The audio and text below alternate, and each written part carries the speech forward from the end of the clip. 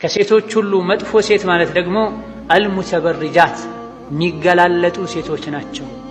አላህ መልእክተኛው ዓለይሂ ሰላቱ ወሰላም ሰትሩት ሸፍኑት ያሏቸው የሰውነት አካላቸውን አላህ ባዘዘው መልኩ ማይሰተሩ አልሙተኸይላት የሚኮሩ ሴቶች ናቸው መጥፎ ሴት ማለት። ወሁነል ሙናፊቃት ሙናፊቅ ሴት ማለትም እንዲህ አይነት ሴቶች ናቸው አሉና እንዲህ አይነት ሴቶች ጀነት አይገቡም።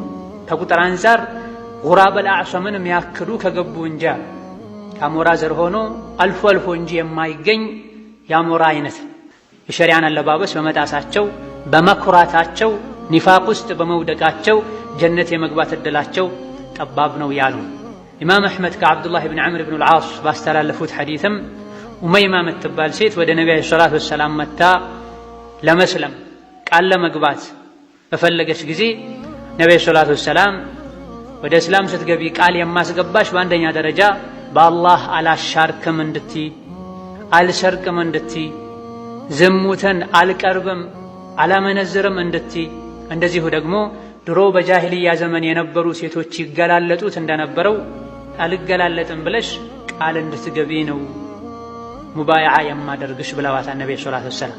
ነቢ ሰለላሁ ዐለይሂ ወሰለም የሴት ልጅን አለባበስ ከተውሂድ ጋር ከኢማን ጋር አብረው አቆራኝተው ጠቅሰዋል። መገላለጥን መተው መስረቅን፣ ዝሙት መስራትን ከመተው ጋር አብረው ጠቅሰዋል።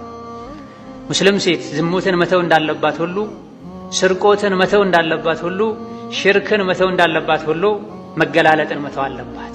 ሸሪዓው የሚፈልገውን የሸሪዓውን መስፈርት ያሟላን አለባበስ ልትለብስ ይገባታል ነው። መገላለጥ መዘዙ ብዙ ነው።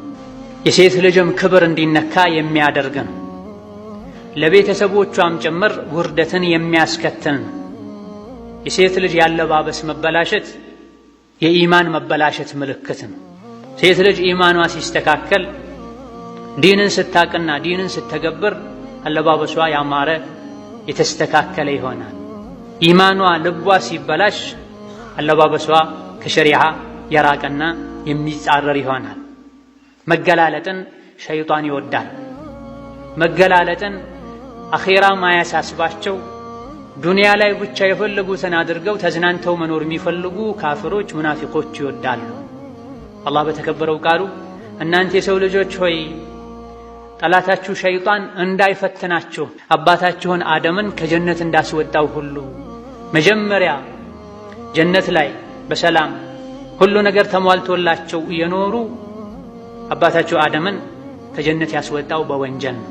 በሰሩት ወንጀል ምክንያት ልብሳቸው ወልቋል።